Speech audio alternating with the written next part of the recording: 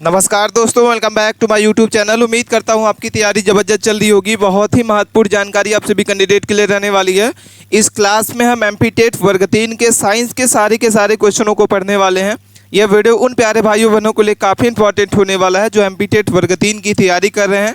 एक एक क्वेश्चन को बड़े ध्यान से पढ़ना और समझना होगा, और इसका जो भी आंसर आपको सही उत्तर लगता है आप हमें कमेंट करके ज़रूर बताइए। पीडीएफ फाइल अगर आप इसकी प्राप्त करना चाहते हो तो आप हमारे टेलीग्राम चैनल के माध्यम से इसकी पीडीएफ फाइल को आप प्राप्त कर सकते हैं। और सारे के सारे क्वेश्चन वेरी इंपॉर्टेंट है।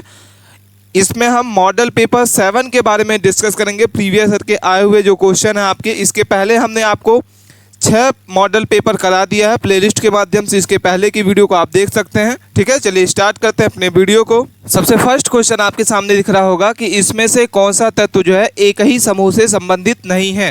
क्वेश्चन वेरी इंपॉर्टेंट क्वेश्चन है। जो प्रीवियस ईयर में आए हुए क्वेश्चन हम उसमें डिस्कस कर रहे हैं।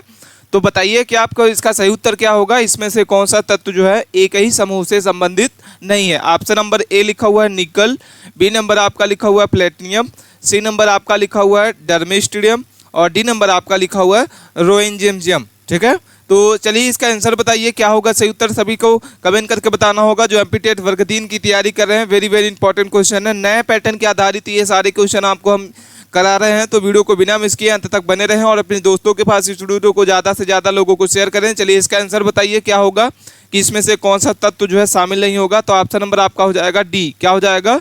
ऑप्शन नंबर आपका डी करेक्ट आंसर हो जाएगा। रोएंजियम इसको कहा जाता है। क्या कहा जाता है? ऑप्शन नंबर आपका डी। अगले क्वेश्चन को देखते हैं। यहाँ पे थोड़ा सा इसको डिटेल के बारे में समझ लेते हैं कि निकेल, प्लेटिनियम और डर्मेस्टिडियम जो होता है वह समूह 10 के संबंधित होता है, जबकि तत्व रेंजियम के समूह 11 में रखा जाता है। तो अलग कौन सा हो गया? ऑप्शन नंबर आपका डी। अगले क्वेश्चन को देखते हैं कि परमाणु संख्या 102 वाले रासायनिक तत्व का नाम किसके नाम पर रखा गया है। ठीक है, क्वेश्चन वेरी इंपॉर्टेंट क्वेश्चन है। क्वेश्चन को आप ध्यान से पढ़ें। क्या लिखा हुआ है? परमाणु संख्या 102 वाले रासायनिक तत्व का नाम किसके नाम पर रखा गया है? Charles Darwin, B number Albert Einstein, C number Alfred Bernhard Nobel, और डी नंबर आपका आइजैक न्यूटन। तो सही उत्तर क्या होगा? चलिए कमेंट करके बताइए। मोस्ट इंपॉर्टेंट क्वेश्चन है, वेरी इंपॉर्टेंट क्वेश्चन है। सभी को प्यारे भाइयों बहनों को इसका आंसर बताना होगा कि कौन सा इसका सही उत्तर आपको लगता है। कमेंट करके बताइए। ऑप्शन नंबर आपका हो जाएगा सी। क्या हो जाएगा करेक्ट आंसर? ऑप्शन नंबर आपका सी हो जाएगा। अल्फ्रेड बर्नरहाइड नोबेल इसको कहा जाता है। ऑप्शन सी इसका सही उत्तर होगा। अल्फ्रेड बर्नरहाइड जो है नोबेल एक स्वीडिश रासायनिक इंजीनियर, आविष्कारक, व्यावसायिक और परोपकारी व्यक्ति थे जो परमाणु संख्या 102 का नाम इन्हीं के नाम पर रखा गया है। परमाणु संख्या 102 का नाम इन्हीं के नाम पर क्या किया गया है? रखा गया है। क्वेश्चन नंबर 3 को देखते हैं। वेरी इंपॉर्टेंट क्वेश्चन है। क्या लिखा हुआ है कि समुद्री शैवाल निम्नलिखित में से किसका महत्वपूर्ण स्रोत होता है? निम्नलिखित में से किसका महत्वपूर्ण स्रोत होता है? किसका? समुद्री शैवाल जो है निम्नलिखित में से किसका समुद्री स्रोत होता है?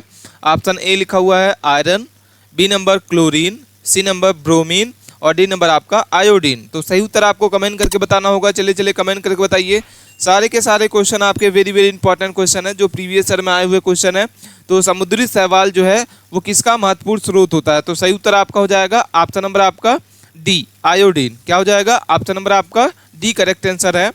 अब इसके बारे में थोड़ा सा डिटेल पढ़ लेते हैं। क्या लिखा हुआ है कि कई एशियाई देश में खाद्य समुद्री जो है शैवाल उत्पादों का सेवन किया जा रहा है, और खाद्य समुद्री शैवाल समुद्री जल से आयोडीन एकत्रित करते हैं और इसलिए आयोडीन का एक अच्छा आहार स्रोत होता है। समुद्री शैवाल का पर्याप्त सेवन आयोडीन की कमी से होने वाले विकारों को दूर कर सकता है, लेकिन अत्यधिक आयोडीन का सेवन स्वास्थ्य के लिए अच्छा नहीं होता है। तो संयुक्त राष्ट्र अमेरिका एवं ताइवान के क्रमशः 0.15 मिलीग्राम दिन और 0.14 मिलीग्राम प्रतिदिन आयोडीन के लिए आनुवांशिक आहार संदर्भ सेवन स्थापित किया गया है। समुद्री शैवाल आयोडीन एक उत्कृष्ट स्रोत होता है, हालांकि इसमें मौजूदा मात्रा जो है प्रजातियों का निर्भर करता है।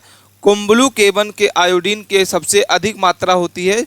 कुछ किस्मों में 1 ग्राम में दैनिक मूल्य का लगभग जो है 2000% होता है। समुद्री शैवाल आयोडीन का एक स्रोत होता है जो थायराइड के कार्य एवं घेंघा के रोग के लिए रोकथाम के लिए भी आवश्यक होता है। हालांकि आयोडीन की अधिकता से जापानियों में कैंसर का खतरा जो है बढ़ जाता है जो इस पौधे का अधिक सेवन करते हैं, और रंजोनविस्ट के बाद महिलाओं में यह खतरा जो है अधिक हो जाता है। तो ठीक है, तो सही उत्तर आपका हो जाएगा ऑप्शन नंबर आपका डी।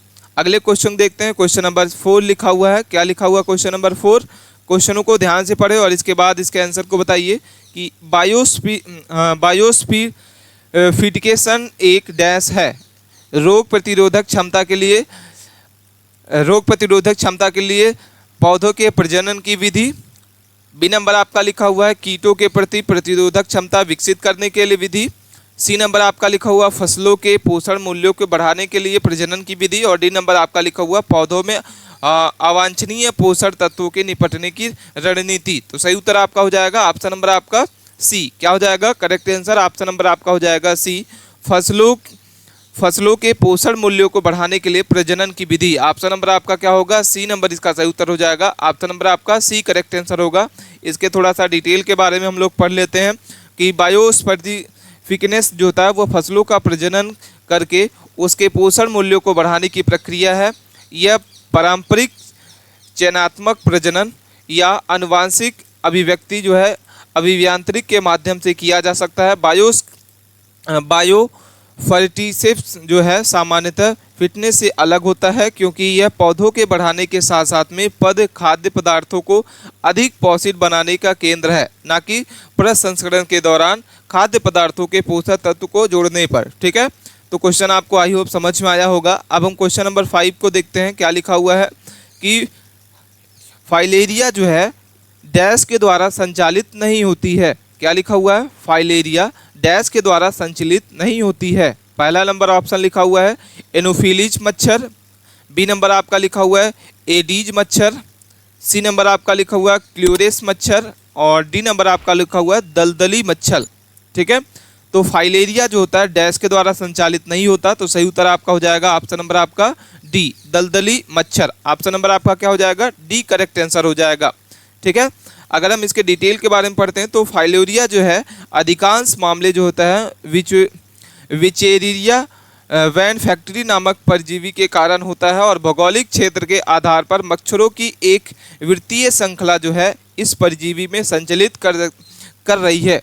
अफ्रीका में सबसे आम वेक्टर एनोफिलीज है, जबकि अमेरिका में एक क्लोरेस बैक्टीरिया होती है जिसे क्या कहा जाता है? दलदली मच्छर कहा जाता है। ठीक है, तो आई होप आपको समझ में आ गया होगा कि भौगोलिक क्षेत्र के आधार पर मच्छरों की एक विस्तृत श्रृंखला जो है परजीवी को संचालित कर रही है और अफ्रीका में यह आम वेक्टर्स एनोफिलियज है। ठीक है, अगर आप वर्ग 3 की तैयारी कर रहे हैं तो यहाँ पे चक्षु पब्लिकेशन की तरफ से आने वाली जोरदार बेहतरीन बुक में से आपको यहाँ पे दिखेगी। जो आप वर्ग 3 की तैयारी इस बुक से आप बेहतरीन ढंग से कर सकते हैं, सूटेबल ढंग से कर सकते हैं। जो आपको यहाँ पे सारे के सारे आपको प्रीवियस ईयर के क्वेश्चन आपको इस बुक में देखने को मिल जाएगा। आप इसको चाहें तो आप इसके सब्जेक्ट वाइज भी बुक को परचेज कर सकते हैं, जिसमें आपको हिंदी के सब्जेक्ट को बुक को परचेज कर सकते हैं, गणित के सब्जेक्ट को आप परचेज कर सकते हैं, इंग्लिश के सब्जेक्ट को परचेज कर सकते हैं। और सारी के सारे इसमें प्रीवियस ईयर के क्वेश्चन जो है समाहित किए गए हैं। और अपनी तैयारी को बूस्ट करने के लिए आप चाहते हैं कि हमारा जो एमपीटेट वर्ग 3 का जो सिलेक्शन है इस बार हो पाए, तो आप इस बुक को एक बार परचेज करिए। और बहुत बेहतरीन बुक है, यहाँ पे चक्षु पब्लिकेशन के द्वारा बनाई गई ये बुक है और इसमें कोई भी क्वेश्चन आपके छूटने वाले नहीं हैं। तो आज ही इसको क्या करें, आप परचेज करें। परचेज कैसे करना होगा? तो आप इसको फ्लिपकार्ट से, अमेजोन से, स्नैपडील से, मीशो से या आप चाहे चक्षुबुक.com से भी इसको क्या कर सकते हैं, ऑनलाइन ऑर्डर कर सकते हैं। इसकी लिंक आपको डिस्क्रिप्शन बॉक्स में मिल जाएगी, वहाँ से आप क्या कर सकते हैं, इस बुक को परचेज कर सकते हैं। इसके आप चाहे तो कॉम्बो बुक को भी ले सकते हैं, साथ साथ में आप अगर चाहते हैं तो प्रैक्टिस सेट के बुक को भी आप यहाँ पे ले सकते हैं। ये प्रैक्टिस बुक है और बहुत ही जोरदार बेहतरीन बुक में से ये बुक है आपकी प्राथमिक शिक्षक के लिए। इसमें कोई भी क्वेश्चन आपके छूटने वाला नहीं है। तो आज ही जाइए चक्षु पब्लिकेशन की तरफ से ये बुक को परचेज करें और अपनी तैयारी को एक बेहतरीन लेवल पे ले जाएं। अब हम क्वेश्चन नंबर 6 को देख रहे हैं। क्वेश्चन नंबर 6 क्या लिखा हुआ है कि निम्नलिखित में से कौन सी मानव शरीर में सबसे छोटी जो होते हैं अंतर्ग्रस्ती होती है। ठीक है, तो चलिए सही उत्तर क्या होगा, सही कमेंट करके बताना होगा कि निम्नलिखित में से कौन सी मानव शरीर में सबसे छोटी जो होती है वो अंतःस्रावी गति होती है, अग्नाशय, B number thyroid, C number आपका हो जाएगा प्यूटियस और डी नंबर आपका अधिव्यक्ति। तो सही उत्तर आप जाएगा ऑप्शन नंबर आपका सी करेक्ट आंसर हो जाएगा। क्या हो जाएगा ऑप्शन नंबर आपका सी, क्या हो जाएगा प्यूट्यूटिक। ठीक है, मास्टर ग्रंथि जो है कहीं जाने वाली पिट्यूबिक ग्रंथि सबसे छोटी अंतर्ग्राफी ग्रंथि होती है। यह शरीर के सामान्य वृद्धि को नियंत्रित करती है। ठीक है, और अन्य अंतर्स्रावी ग्रंथि के कार्य में समन्वय स्थापित करती है और प्राथमिक यौन हार्मोन्स यानी अंडाशय और विकृत को उत्सर्जित करती है। ठीक है, अगले क्वेश्चन देखते हैं। क्वेश्चन नंबर 7 लिखा हुआ है, मोस्ट इंपॉर्टेंट क्वेश्चन है कि टर्नर सिंड्रोम का गुणसूत्र पदनाम होता है। ऑप्शन आपके सामने दिख रहा है, क्वेश्चन को आप ध्यान से पढ़ें और बहुत ही इंपॉर्टेंट क्वेश्चन है ये। इस तरीके से क्वेश्चन आपके एग्जाम में पूछा जाता है। क्या होगा इसका सही उत्तर? ठीक है, चलिए कमेंट करके बताइए। 4 ऑप्शंस दिया हुआ है, सही उत्तर आपका हो जाएगा ऑप्शन नंबर आपका ए। क्या हो जाएगा करेक्ट आंसर? ऑप्शन नंबर आपका ए होगा। ठीक है, टर्नर सिंड्रोम जो है एक दुर्लभ गुणसूत्र विकार होता है जिसकी विशेषता एड्स गुणसूत्रों में से एक आंशिक या पूर्ण रूप से नष्ट होकर मोनोसोमी होता है। यह महिलाओं में प्रभावी कार्य करता है और टर्नर सिंड्रोम से पीड़ित व्यक्तियों के केवल 45 गुणसूत्र होते हैं जिसमें केवल एक एड्स गुणसूत्र शामिल होता है और इस मोनोसोमिक सिंड्रोम में 44 ऑटोसोम एवं एक एड्स गुणसूत्र जो होता है वो पूरक होता है। यह असामान्य स्थिति को असंभव बिना एड्स गुणसूत्र वाले असाधारण अंडे या सुकारू से उत्पन्न होता है। अगले क्वेश्चन को देखते हैं। क्वेश्चन नंबर 8 लिखा हुआ है कि हीमोग्लोबिन और मायोग्लोबिन दोनों के निर्माण के लिए डैश की आवश्यकता होती है। ठीक है, क्या होगा सही उत्तर? चलिए कमेंट करके बताइए। ऑप्शन आपके सामने 4 दिख रहे हैं। पहला लिखा हुआ है vitamin A, vitamin B12, C number iron और डी नंबर कैल्शियम। तो सही उत्तर आपका हो जाएगा कि हीमोग्लोबिन और मायोग्लोबिन दोनों का निर्माण जो है डैश की आवश्यकता के लिए होता है। तो सही उत्तर आपका हो जाएगा ऑप्शन नंबर आपका सी आयरन। क्या हो जाएगा करेक्ट आंसर? ऑप्शन नंबर आपका सी इसका सही उत्तर हो जाएगा।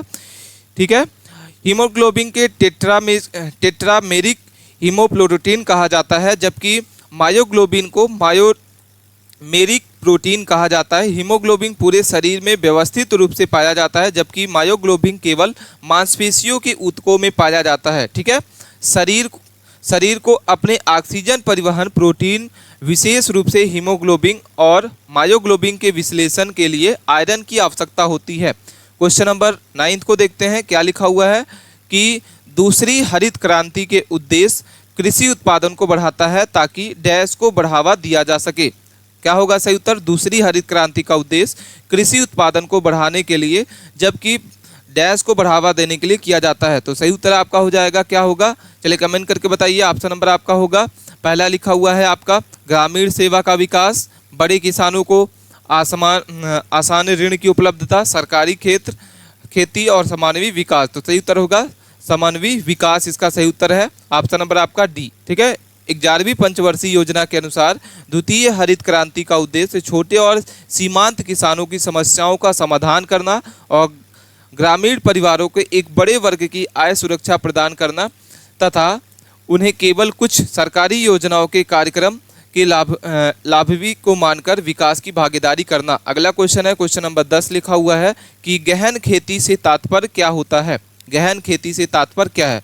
मौजूदा भूमि के गहन उपयोग में उत्पादन बढ़ाना, सी नंबर आपका बी नंबर लिखा हुआ आयतिक आगतों के बड़े पैमाने पर उपयोग में उत्पादन बढ़ाना, सी नंबर आपका लिखा हुआ है श्रम के गहन उपयोग में उत्पादन और डी नंबर आपका है उर्वरकों के गहन उपयोग में उत्पादन। ठीक है, तो उर्वरक के गहन उपयोग से उत्पादन सही उत्तर आपका हो जाएगा ऑप्शन नंबर आपका क्या होगा? ऑप्शन नंबर आपका ए नंबर। क्या हो जाएगा? ए नंबर, मौजूदा भूमि के गहन उपयोग में उत्पादन बढ़ाना।